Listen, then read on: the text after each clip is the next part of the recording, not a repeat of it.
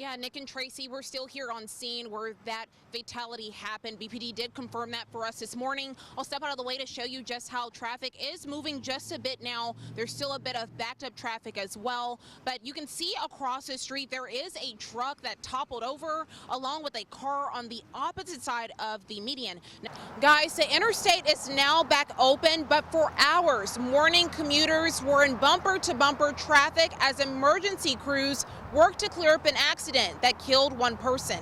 Here's what police say happened. Crash happened here on I-10 in Laurel around 5:50 this morning, right near the Maury Myers Bridge. According to Beaumont Police, 3 vehicles were involved, including a Postal Service truck. According to Justice of the Peace Ben Collins, the person driving the postal truck was rushed to the hospital. There's no word on the person's condition.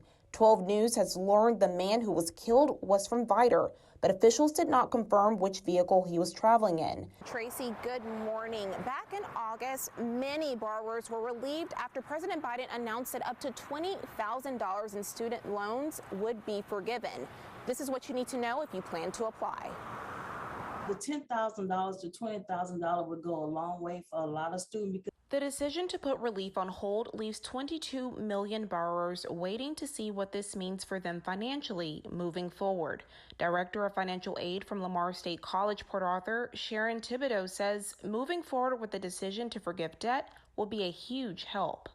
Nick, this is going to be a great educational experience at the open house taking place tomorrow in Chief Vega. We've been talking about all these demonstrations they're going to be showing families and kids for tomorrow. We've got another one here. So, Chief, I'll let you take it away. What are we looking at right now?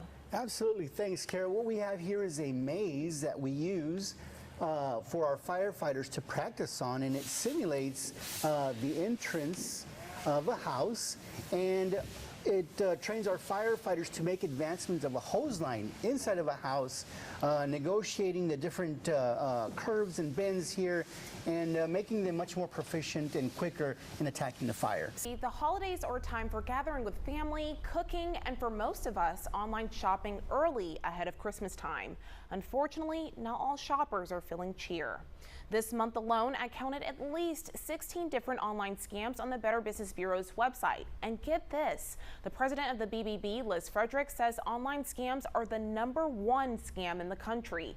Port Neches resident David East spotted a potential scam. He says he was searching for a zero-turn lawnmower on Facebook Marketplace when he noticed one listed for $1,000. But after researching it, he learned that particular lawnmower sells for $15,000. When he started asking questions, he spotted the red flags. The biggest red flag that I can say that I can get is if you're not willing to give me a phone number to get in contact with you, I'm not going to buy from you. Check the pricing of what they're going through and listing it for, and do your research on what is actually goes for. East says even after refusing to purchase a lawnmower, the seller continued to try to persuade him into buying it. His advice to shoppers is to always ask for a phone number, check out reviews, or even ask to meet the seller in a public place with someone with you. Good afternoon. Thanks for tuning in to 12 News at midday. I'm Kara Willis. Today we say goodbye to a Southeast Texas leader. Chief Paul Lemoyne will work his last day as the Port Neches police chief.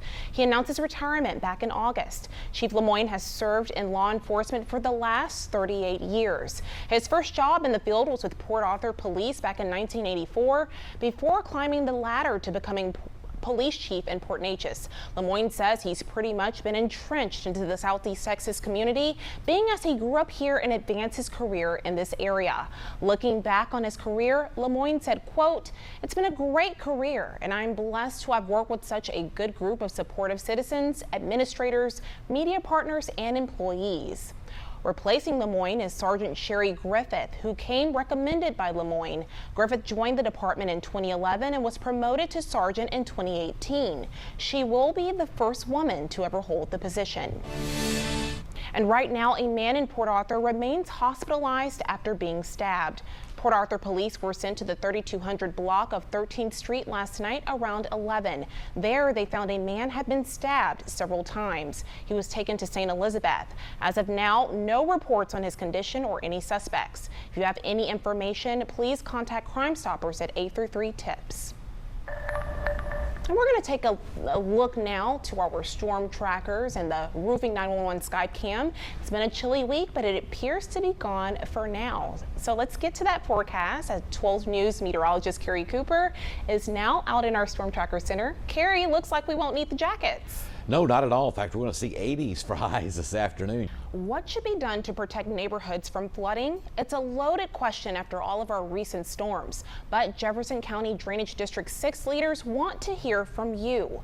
They'll be holding a meeting ahead of a regional drainage study on Tuesday at the Beaumont Event Center. Leaders want to know if your neighborhood has flooded during any tropical storms or hurricanes. Residents within Drainage District 6 can speak with engineers in order to see what is being done this Tuesday.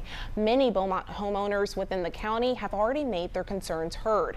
One homeowner who plans to attend the meeting went 40 years without flooding until Harvey and Imelda hit our area. We couldn't see the pool. As a matter of fact, the table was covered. We couldn't see the table. And here's all the info about next Tuesday's meeting. Take a look at your screen.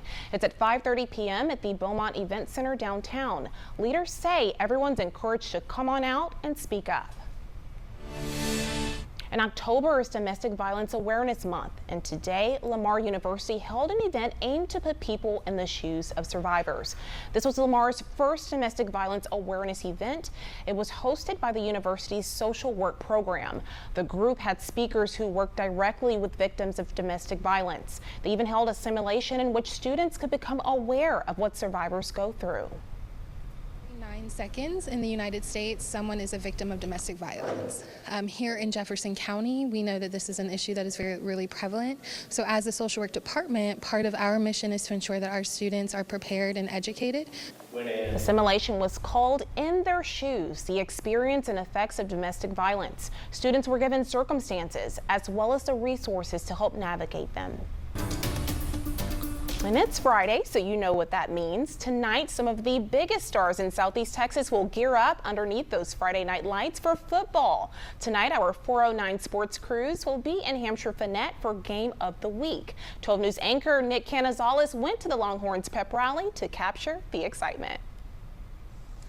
Hey, good afternoon. We got a big game here, a 4-night sports game of the week between Hampshire Finette and Silsbee. It is a massive game for the Longhorns. That's Woodville's own Kim Cruz. Cruz wowed the judges on NBC's The Voice with her soulful rendition of Daniel Caesar's Best Part, forcing all 4 judges to turn their chairs. Now, if you're a fan of the show, you know who she picked, John Legend. But going into the show, he wasn't her first choice. 12 News reporter Simona Barca has Kim's story. Here's where it all started.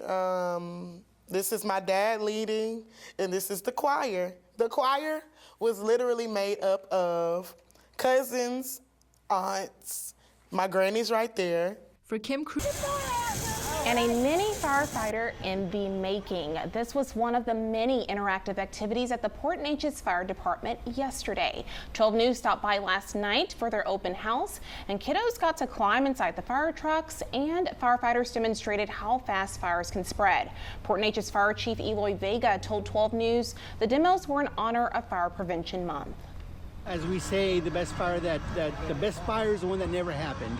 And, you know, if we can reduce the number of fires and injuries in our community, we're going to put every effort into doing that. And this was the department's 7th annual fire prevention open house. Right. Good to learn it young, too. It's good to learn it young. I hear, you know, it was a great time, great event, and, you know, they can't wait to do other stuff in the community to just bring that awareness. Yeah, and had a great turnout, too, from what I'd heard. That's what I heard. Yes. I saw pictures. Yeah, well, that's a good thing. I did, too. So learn while you're young and be a better crowd even next year, I bet. Yes. So, you know, kudos to our Neches Right. Department. Thanks for joining us this afternoon. We'll see you right back here at 4 o'clock for The Beat.